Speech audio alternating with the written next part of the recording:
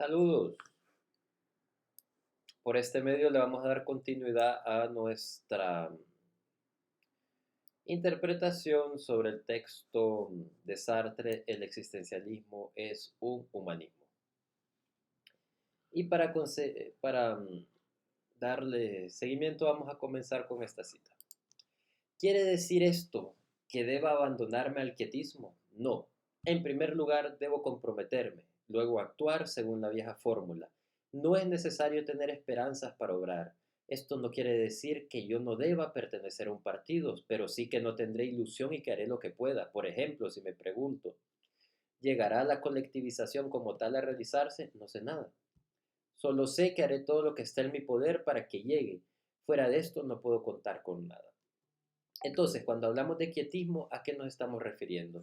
A la actitud de no realizar ningún tipo de acción ante la perspectiva de que esto no pueda llegar a realizarse dentro de una manifestación colectiva o dentro de un aspecto personal.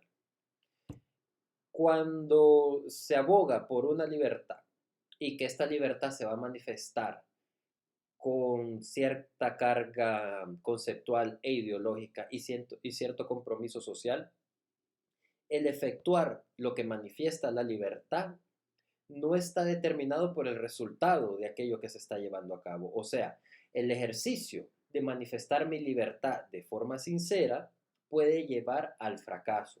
La libertad se encierra y la esencia del individuo se encuentra encerrada en la acción del mismo, pero no en los resultados del individuo. Es una vida en lucha, pero lo relevante no es el resultado de la lucha, sino el compromiso que el mismo individuo tuvo con su proyecto de libertad. En esencia, los resultados no son lo que definen la libertad. Los resultados no deben afectar el compromiso de aquel que se da cuenta de su naturaleza libre. Para que entendamos este aspecto de una forma más clara, también a mí me ayuda a recopilar. Al descubrir la libertad, el ser humano debe tener ciertos patrones a realizar. Estos patrones deben reconocer en el otro la libertad que él mismo posee. En el fondo, en esta estructura de libertad, hay una argumentación por lo que se podría interpretar como el compromiso social. No se puede hablar en cierta forma y de forma directa qué tipo de estructuras directas va a tener el individuo. No podemos decir, entonces mañana se va a levantar y va a hacer esto, va a hacer aquello.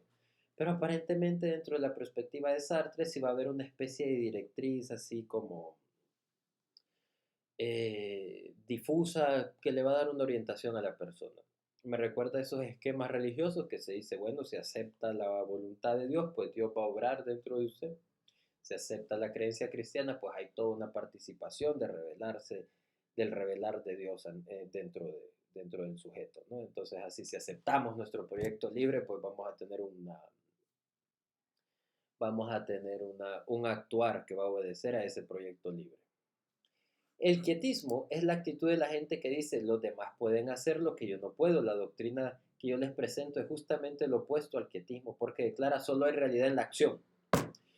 Y va más lejos todavía porque agrega el hombre no es nada más que su proyecto, no existe más que en la medida en que se realiza, no es por lo tanto más que el conjunto de sus actos, nada más que su vida. Es interesante, pero la perspectiva sartreana cierra al individuo en su proyecto de vida y en su muerte. El aspecto de, hay una especie de valorización sobre lo que es la trayectoria posterior a la muerte. En el ser y la nada, Sartre expresa la inexistencia del individuo fuera de la temporalidad que lo ocupa, al punto que dirá que nadie conoce a nadie fuera de su temporalidad directa y aún dentro de esa temporalidad directa hay una especie de, de diferencia, ¿no? Porque no se está viviendo la vida del otro, siempre estamos limitados por el otro y se crea una interesante relación sujeto-objeto cuya manifestación por excelencia es la vergüenza. Pero en esencia, lo que estamos tratando de expresar en este caso es que cuando las personas mueren, mmm, la historia que se pueda llegar a contar de ellos después de su muerte, no importa. Las personas definen su esencia al morir y lo que se haga con que la gente puede interpretar de las acciones de esa persona, es irrelevante. Solo estamos, ven cómo se limita este proyecto de libertad al accionar y a la voluntad del individuo. Y lo que hacen los demás con el accionar de libertad de este individuo, pues es irrelevante. Incluso no nos debe importar si los demás lo toman en cuenta, si los demás lo reconocen históricamente, si los demás le dan continuidad al proyecto. Lo importante es que nosotros cumplimos con nuestro compromiso de al actuar de buena fe. En el punto de partida no puede haber otra verdad que esta. Pienso, luego soy. Esta es la verdad absoluta de la conciencia captándose a sí misma. El coito uno no se descubría solamente a sí mismo, sino también a los otros. Pero el yo pienso, contrariamente a la filosofía de Descartes, contrariamente a la filosofía de Kant, nos captamos a nosotros mismos frente al otro. Este es el argumento de Sartre. Pues el yo pienso, el pensarme a mí mismo y descubrir mi proyecto de libertad, inmediatamente reflexiona sobre los otros. Nos captamos a nosotros mismos frente al otro y el otro es tan cierto para nosotros como nosotros mismos. O sea, si en realidad descubrimos que somos libres, reconocemos en el otro su libertad. Así el hombre que se capta directamente por el cogito, descubre también a todos los otros y los descubre como la condición de su existencia. Así descubrimos enseguida un mundo que llamaremos la intersubjetividad, y en este mundo el hombre decide lo que es y lo que son los otros. Este problema, esta palabra, intersubjetividad, obedece a la capacidad de conexión que tenemos con los demás. Es válida la pregunta, particularmente desde la perspectiva racionalista de cómo es capaz el otro de conocerme. Si yo soy un yo pienso y pienso el mundo desde el yo, desde mi interior, desde mi subjetividad, ¿cómo soy capaz de reconocer a otros? ¿Cómo puedo probar que esto no es un solipsismo? Esto es un problema constante, el de la intersubjetividad, en todas estas teorías fenomenológicas que pueden encontrarse. Cuando usamos fenomenología en este caso, lo utilizamos como todos aquellos que han sido influenciados por la estructura de Husserl. Y que Husserl retoma pues, una estructura muy similar a la de Descartes, que es partir del yo. Desde mi yo interpreto el mundo que me rodea. Entonces, ¿por qué el mundo que me rodea no es una fantasía de mi imaginación, de mi yo, de mi capacidad de razonar, de crear? ¿Cómo es que el otro no es una de mis ilusiones, un robot? ¿Cómo reconocer eso? Han habido diversas respuestas ante este problema de la intersubjetividad.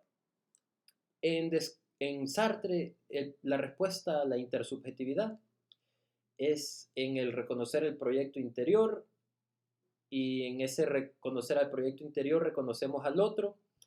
¿Y qué evidencia hay de que reconocemos al otro? La vergüenza que sentimos ante el otro. Porque al sentir vergüenza reconocemos una especie de equivalencia. Esto no lo encontramos en Cartas sobre el Humanismo, pero sí en El Ser y la Nada. Pero en el fondo, entonces, reconocer mi libertad es reconocer la libertad del otro y por lo tanto, intersubjetividad, conexión. La vergüenza es importante porque la vergüenza solamente se puede sentir ante un igual. No sentimos vergüenza ante una silla o ante un libro porque son objetos inanimados o ante un animal, por ejemplo. Pero sí sentimos vergüenza ante otras personas. ¿Por qué? Porque reconocemos en ellos equivalencia. Dice, los límites no son ni subjetivos ni objetivos, o más bien tienen una fase objetiva y una fase subjetiva. Objetivos porque se encuentran en todo y son en todo reconocibles. Subjetivos porque son vividos y no son en nada si el hombre no lo vive, es decir, si no se determina libremente en su existencia por relación a ellos. O sea, el sujeto existe dentro de la objetividad que todos estamos compartiendo, que se manifiesta en la intersubjetividad o cuya intersubjetividad es un eslabón esencial. Pero se parte de la subjetividad interior para crear el mundo exterior. Entonces hay una combinación, no solamente existe lo subjetivo y lo objetivo, sino que ambos se encuentran imbricados uno en el otro. En consecuencia, y esto es lo importante, en consecuencia, todo proyecto, por más individual que sea, tiene un valor universal. Todo proyecto, citando a Sartre, aún el del chino, aún el del hindú o del negro, puede ser comprendido por un europeo. Me imagino que aquí quiere decir africano, o alguien fuera el contexto. Me imagino que no había tanta migración en ese momento, ¿verdad? Como para para hacer esta categoría porque los demás les da diferencia de nacionalidad y a otro de raza. Pero bueno, el asunto es que lo que él está diciendo aquí es que por muy distante que sea mi cultura, la de los demás, yo puedo comprenderlo. Y la razón por la que puedo comprenderlo es porque existe la intersubjetividad.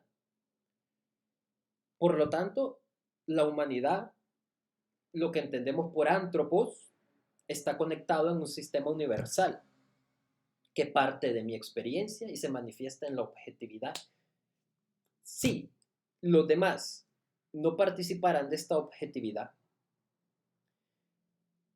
pues no los podríamos entender. No entenderíamos el proyecto de vida de los demás. Pero como podemos entender el accionar de los demás, están abiertos a mi mundo. Entonces estamos compartiendo una experiencia. Porque todos somos libres y todos podemos entender esa libertad, aunque sea en un sentido subconsciente. Todos somos humanos y todos somos una manifestación de esta objetividad del antropos. Dice, hay una forma de comprender al idiota, al niño, al primitivo o al extranjero, siempre que se tengan los datos suficientes. En este sentido podemos decir que hay una universalidad del hombre, pero no está dada, está perpetuamente construida. Construyo lo universal eligiendo, lo construyo al comprender el proyecto de cualquier otro hombre, sea de la época que sea. Este absoluto de la elección no suprime la relatividad de cada época. Lo que el existencialismo tiene interés en demostrar es el enlace del carácter absoluto del compromiso libre, por el cual cada hombre se realiza al realizar un tipo de humanidad, compromiso siempre comprensible para cualquier época y por cualquier persona, y la relatividad del conjunto cultural que puede resultar de tal elección. Hay que señalar a la vez la relatividad del cartesianismo y el carácter absoluto del compromiso cartesiano. Nosotros podemos entender al otro porque podemos entender que todos toman decisiones dentro de sus características de libertad, determinadas por su espacio y tiempo, y lo único que ocupamos para comprender el proyecto del otro, el accionar del otro, pues son más datos, más información, cómo se vivía en esa época, qué tipo de vida se llevaba al responder a una problemática determinada. Esa es la riqueza del universalismo dentro de la perspectiva sartriana.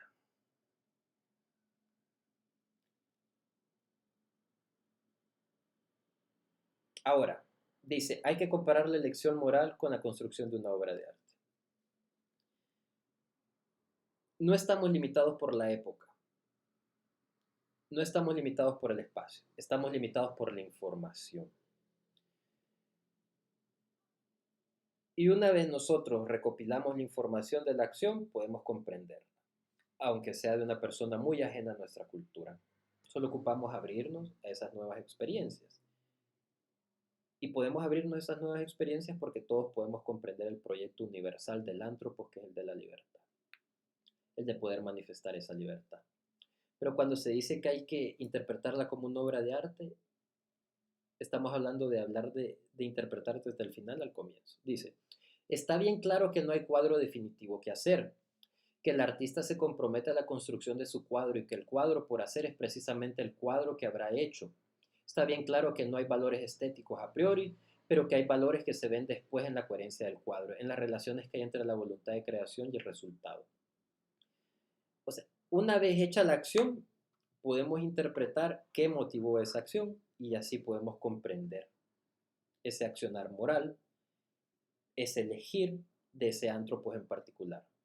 El hombre se hace, no está todo hecho desde el principio, se hace el elegir su moral. Y la presión de las circunstancias es tal que no puede dejar de elegir una. No definimos al hombre sino en una relación con un compromiso. Es, por tanto, absurdo reprocharnos la gratuidad de la elección.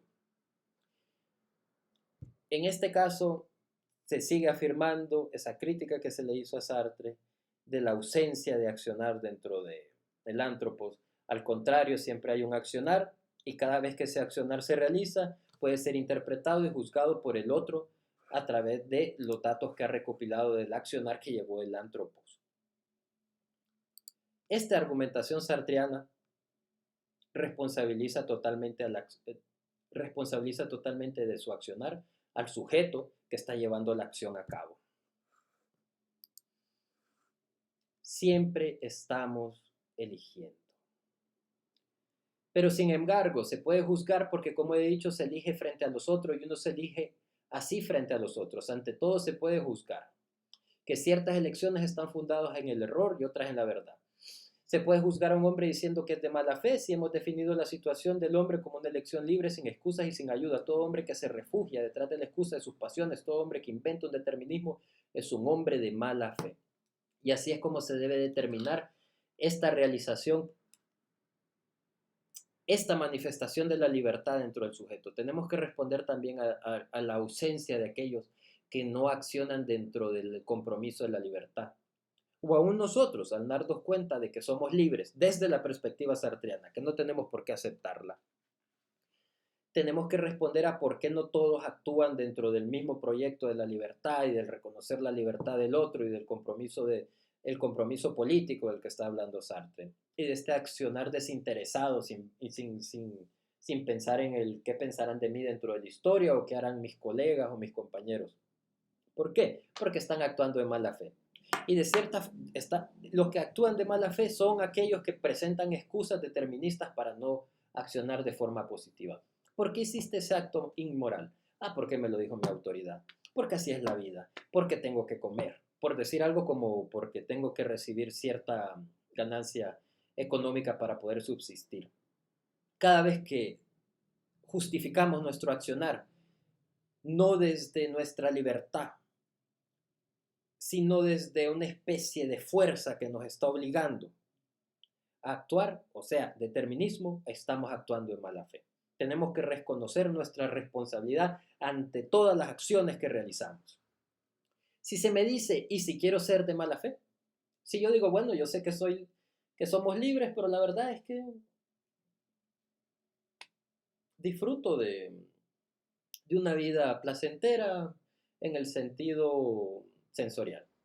Responderé, no hay ninguna razón para que no lo sea, pero yo declaro que usted lo es y que la actitud de estricta coherencia es la actitud de buena fe. Está actuando de mala fe aun cuando no está consciente de eso, aun cuando está consciente de las acciones. Sigue siendo un hombre de mala fe o un ántropo de mala fe. En el desemparo no se puede querer sino una cosa, la libertad, como fundamento de todos los valores. Esto no significa que la quiero en abstracto, quiero decir simplemente que los actos de los hombres de buena fe tienen como última significación la búsqueda de la libertad como tal. El que se esclaviza a sí mismo, aún consciente de que puede ser libre, está actuando de mala fe también. Es un cínico en el sentido moderno de la palabra y no como escuela filosófica. Si no querer su libertad, he reconocido al mismo tiempo que no puedo menos de querer la libertad de los otros. Y también es un cínico el que esclaviza a los otros.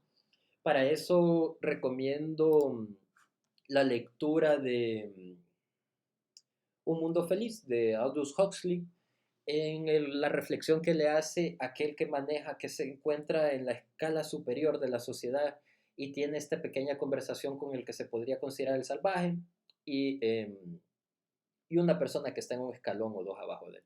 Y él expresa eso, que él reconoce lo que está haciendo y la estructura y las manifestaciones de poder que está haciendo para controlar a la sociedad y crear lo que se podría considerar un mundo feliz. En sí, invito a esa lectura. Es abierta, es la mejor manifestación de lo que es un cínico. Para otra de estas tenemos en los hermanos Karamazov, en Dostoyevsky, cuando se habla del santo inquisidor que llega le ejecuta la inquisición al propio Jesucristo dentro de la interpretación de Dostoyevsky y increpa en Jesucristo pues porque viene ahora que les está arruinando la vida social, ¿verdad? El negocio, la jerarquía, la estructura, lo que están creando, la moralidad. Mismo Jesucristo habría sido procesado por la Santa Inquisición, ¿no? Pero el inquisidor está consciente, por lo tanto habla cínicamente, actúa de forma cínica, ¿no? Está consciente de su maldad, pero decide jugar. Bien, bueno, y claro, está el compromiso social, el tener que reconocer en el otro también su derecho a la libertad. A los que ocultan su libertad total por espíritu de seriedad o por excusas deterministas los llamaré cobardes. Entonces, el que se excusa es un cobarde. A los que tratan de mostrar que su existencia era necesaria cuando es la contingencia misma de la aparición del hombre sobre la tierra, los llamaré inmundos. Interesante, ¿no? Estamos aquí, jugamos este papel y aquel que se considera necesario porque ha sido determinado por Dios, pues es un inmundo. Y el que se considera vasallo porque ha sido forzado por el determinismo, pues es un cobarde, ¿no? Pero cobardes o inmundos no pueden ser juzgados más que en el plano de la estricta autenticidad. Así, aunque el contenido de la moral sea variable, cierta forma de esta moral es universal. Kant declara que la libertad se quiere a sí misma y la libertad de los otros. Bien, para cerrar. Y además, decir que nosotros inventamos los valores no significa más que esto. La vida a priori no tiene sentido. Antes de que ustedes vivan, la vida no es nada. Les corresponde a ustedes darle un sentido y el valor no es otra cosa que este sentido que ustedes eligen. El cero, el antropos le da sentido a la vida. Pero recuerden la cita anterior. Hay un juicio universal sobre estas acciones. Podemos llamar a unos cobardes y a otros inmundos desde la perspectiva sartreana, pero solamente porque hay una especie de sombría. Es cierto, no hay una moral, no hay unos caminos preestablecidos que se deben guiar, una moral estratificada, pero sí existe una especie de paradigma donde se puede hacer una comparación, y ese paradigma es el de la libertad. Ahora, cerremos con una cita larga, con la que se puede estructurar y después hacer una observación sobre lo que vamos a seguir después de esto. En realidad, la palabra humanismo tiene dos sentidos. Tiene dos sentidos. Por humanismo se puede entender una teoría que toma al hombre como fin y como valor superior. ¿Qué significa en este sentido humanismo? Pues aquella idea de que la humanidad, no sé, ha logrado grandes cosas, ha logrado aviones, ha logrado llegar a la luna, es una manifestación de éxito. Esta teoría la encuentra ridícula Sartre porque dice que para eso tendríamos que tener un punto de referencia afuera de la humanidad, porque la humanidad no se puede juzgar a sí misma. Dice que los perros y los caballos pueden emitir un juicio de ese tipo y decir, qué grande que es la humanidad, o qué grande que es el antropos, pero como nosotros somos el mismo antropos, no podemos estar celebrando nuestra propia humanidad. Dice, pero no se puede admitir que un hombre pueda formular un juicio sobre el hombre, ¿no? Tiene que hacerlo el caballo o el perro. El existencialismo lo dispensa todo de todo juicio de este género. El existencialista no tomará jamás al hombre como fin, porque siempre está por realizarse, y no debemos creer que hay una humanidad a la que se pueda rendir culto, que es la premisa de Augusto Comte, según la interpretación sartreana. Pero hay otro sentido del humanismo que significa en el fondo esto. Esta es la posición sartreana. El hombre está continuamente fuera de sí mismo, es proyectándose y perdiéndose fuera de sí mismo como hace existir al hombre. Y por otra parte es persiguiendo fines trascendentales como puede existir, siendo el hombre este rebasamiento mismo, y no captando los objetos, sino en relación a este rebasamiento. Está en el corazón y en el centro de este rebasamiento. No hay otro universo que este universo humano, el universo de la subjetividad humana. Entonces, dentro de la copa del encierro del yo, se rebalsa esta energía que me permite a mí interpretar el mundo. Desde mi yo y estas energías acumuladas, yo me proyecto hacia el exterior. Me rebalso en esta copa, ¿no? Que soy yo mismo. Esta unión de la trascendencia como constitutiva del hombre, no en el sentido en que Dios es trascendente, sino en el sentido de rebasamiento y de la subjetividad, y en el sentido de que el hombre no está encerrado en sí mismo, sino presente siempre en un universo humano. Es lo que llamamos humanismo existencialista. Humanismo porque recordamos al hombre que no hay otro legislador que él mismo, libertad total, y que es el desamparo donde decidirá de sí mismo, desamparo porque debe elegir por sí mismo, y porque mostramos que no es volviendo hacia sí mismo, sino siempre buscando fuera de sí un fin que es tal o cual liberación. El rebasamiento va hacia afuera, no hacia el encierro y a la reflexión dentro del yo, sino hacia el proyecto que genera desde el yo, tal o cual realización particular como el hombre se realizará precisamente como humano. Entonces, este es el humanismo desde la perspectiva sartreana. Y dice, de acuerdo con estas reflexiones, se ve que nada es más injusto que las objeciones que se nos hacen. ¿Recuerdan? Al comienzo las objeciones eran pues el encerramiento que invitaba el existencialismo y a la ausencia de proyecto que él mismo se le achacaba. Ahora Sartre hace su defensa y dice, bueno, están totalmente equivocados. Y leo esta cita larga para cerrar la discusión sobre el existencialismo es un humanismo. Posterior a esto voy a hacer un pequeño comentario hacia dónde nos vamos a guiar con el caminar hacia Heidegger. El existencialismo no es nada más que un esfuerzo por sacar todas las consecuencias de una posición atea coherente. No busca de ninguna manera hundir al hombre en la desesperación, pero sí se llama, como los cristianos, desesperación a toda actitud de incredulidad, parte de la desesperación original, la de nuestra libertad, no, esa es la desesperación original, mi agregado. El existencialismo no es nada, no es de este modo un ateísmo en el sentido de que se extenuaría en demostrar que Dios no existe. No es ese el empuje. Más bien, y aquí viene una estructura bien epicúrea para si a alguien se le interesa esto, ¿no? Más bien declara, aunque Dios existiera, esto no cambiaría. He aquí nuestro punto de vista. No es que creamos que Dios existe, sino que pensamos que el problema no es el de su existencia. Es necesario que el hombre se encuentre a sí mismo y se convenza de que nada puede salvarlo a sí mismo. Y se convenza de que nada puede salvarlo de sí mismo, así sea una prueba válida de la existencia de Dios. En este sentido, el existencialismo es un optimismo, una doctrina de acción y solo por mala fe, confundiendo su propia desesperación con la nuestra, es como los cristianos pueden llamarnos desesperados. Muy bien, esta es la estructura del ensayo de Sartre. Y como pueden ver, él hace una muy buena defensa sobre sus principios, sobre su compromiso, defiende el existencialismo como un optimismo, no un acto de desesperación. Estamos condenados a ser libres, pero podemos encontrar nuestro proyecto y definirnos a nosotros mismos. Solamente tenemos que tener la voluntad de escoger la libertad. Bien, con esto concluimos la defensa de Sartre, que no estamos obligados a aceptarla. Pero, ¿hacia dónde vamos con esto? La siguiente cita. Y esto es lo que vamos a ver cuando hablemos de Heidegger. Lo que complica las cosas es que hay dos especies de existencialistas. Los primeros que son cristianos, entre los cuales yo colocaría a Jaspers y a Gabriel Marcel, de confesión católica, y por otra parte los existencialistas ateos, de los cuales hay que colocar a Heidegger y también a los existencialistas franceses y a mí mismo. Lo que tienen en común es simplemente que consideran que la existencia precede a la esencia, o si se prefiere, que hay que partir de la subjetividad. Esto es lo que le permite a Heidegger responderle a Sartre y decirle que lo ha malinterpretado totalmente. Heidegger afirma que Sartre no lo entiende. ¿Y por qué lo afirma? Lo vamos a ver en la próxima temática. Les agradezco su tiempo.